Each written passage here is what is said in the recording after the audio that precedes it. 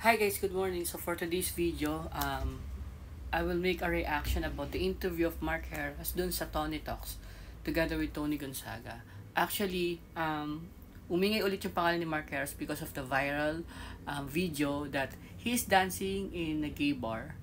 And actually, magandang ginawa ni Mark Harris kasi inexplain niya yung nangyari dun sa sa incident na yun. And actually there's nothing wrong lang naman sa ginawa ni Mark Harris because he's doing everything, he's doing anything just to provide for his family. And grabe, saludo ako sa iyo Mark Harris, and I would say na ikaw talaga yung yung kayo ni Jen, Mark Jen forever pa rin talaga ako.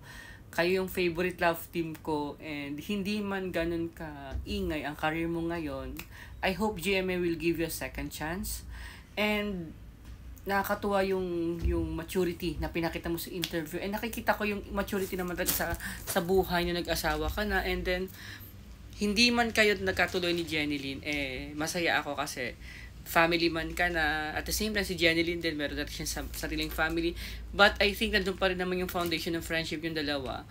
And I'm looking forward na sana later on magkaroon kayo ulit ng project ni Jen, a mature project.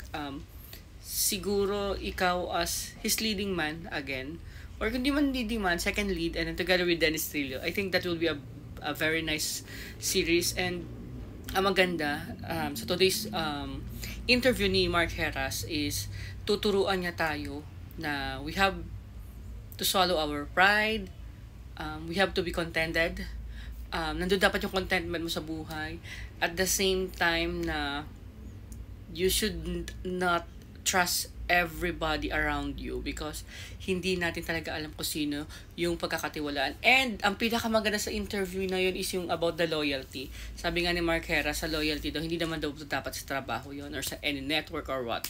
Sa family. So family dapat ikaw maging loyal. Which is very true.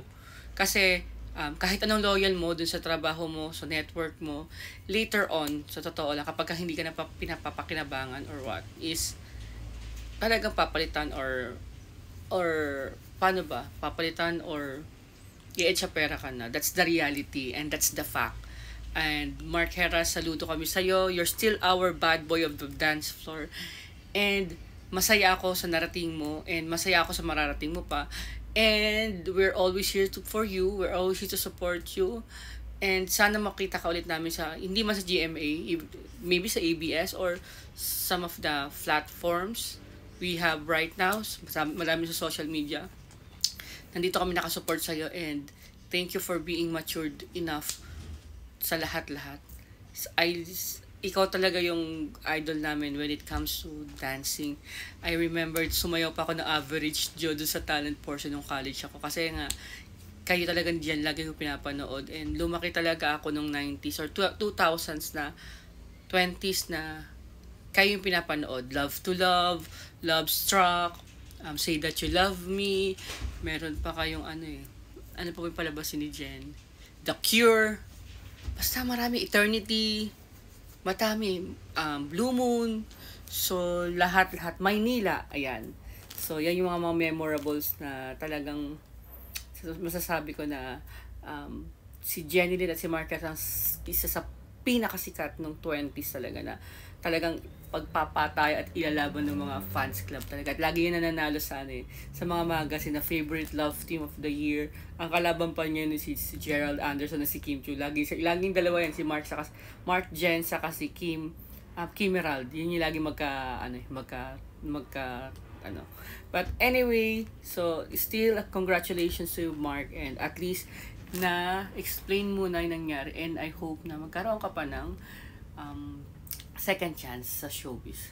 Yun lang, and you're always our bad boy of a dance floor. Bye-bye!